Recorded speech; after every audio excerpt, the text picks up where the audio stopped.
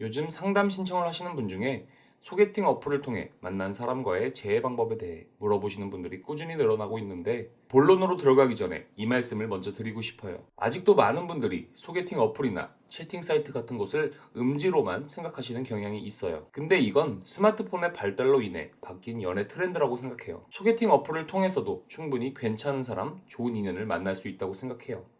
아직도 소개팅 어플을 부정적으로 생각하고 이상한 사람들만 모여있는 공간이라고 생각하시는 분이 계시다면 이런 질문을 드려볼게요. 내가 배달의 민족을 통해 짜장면을 시켰는데 너무 맛이 없었어요. 여러분은 이 경우 배달의 민족을 욕하나요? 중국집을 욕하나요? 당연히 중국집이죠. 배달의 민족은 단순히 식당을 소개해주는 플랫폼에 지나지 않아요. 소개팅 어플도 마찬가지라고 생각해요. 사람을 만날 수 있는 단순한 플랫폼이죠. 거기서 좋은 사람을 만나고 못 만나고는 소개팅 어플의 좋고 나쁨과 별개의 문제인 거죠. 제가 이런 얘기를 하는 이유는 소개팅 어플에서 이성을 만나 이별한 분들은 소개팅 어플이라는 프레임에 스스로가 색안경을 끼고 있어요. 어플에서 만났으니까, 채팅에서 만났으니까. 하지만 그게 아니라는 거죠. 소개팅 어플이던 다른 방식의 만남이던 대회에 있어서는 큰 차이가 없다고 생각해요. 사람을 만난다라는 본질은 똑같으니까요. 다만 우리가 재회에 있어서 고려해야 될 건 소개팅 어플의 특성이에요. 첫 번째 특성은 큰 시간과 비용을 들이지 않고 빠른 시간 안에 여러 사람들을 만나볼 수 있다는 거예요. 이 점이 상대와 연애로까지 이어졌을 때는 많은 부작용을 낳기도 해요.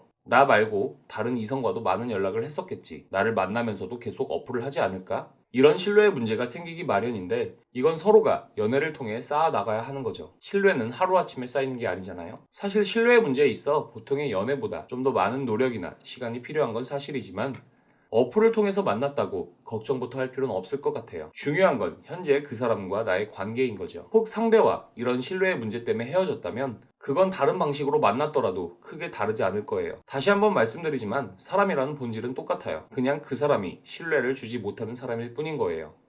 두 번째 특성은 상대와의 교집합이 없기 때문에 관계를 쉽게 끝낼 수가 있어요. 학교나 직장에서 만났다면, 주변인들 때문에 소개팅을 받았다면, 주선자 때문에라도 잘 맞지 않는다고 생각되더라도 만남을 좀 더 이어갈 수 있지만, 소개팅 어플로 만난 경우에는 연애까지 이어졌다 하더라도 상대를 쉽게 끊어낼 수 있어요. 그래서 연애 초반 말없이 잠수나 차단 등으로 이별 통보를 받는 경우도 많고요. 이 경우 대부분이 처음 대화부터 만남까지의 주기가 짧아요. 특히 전화나 메시지로만 연락을 주고받다가 한두 번 만나서 연애를 시작하게 되는데, 처음에는 굉장히 빠른 템포로 관계 형성이 되다가 한쪽이 어느 순간 등을 돌려버리죠. 이 경우 순간의 설렘이나 연애를 하고 싶다는 욕구가 앞서 연애를 시작했는데 연애를 지속하기엔 무언가 내키지 않은 거죠. 예를 들면 전화나 카톡으로는 너무 재밌는데 만나서 대화를 하다 보니 느낌이 다른 경우가 있죠. 만나서 하는 대화는 단순히 텍스트뿐만 아니라 제스처, 즉 표정이나 행동까지 다 포함을 하기에 전화나 카톡과의 느낌과는 사뭇 다를 수 있죠. 아무튼 이 경우에도 사람이라는 본질은 똑같아요. 결국 그 사람과 나는 안 맞는 사람이었다는 거고,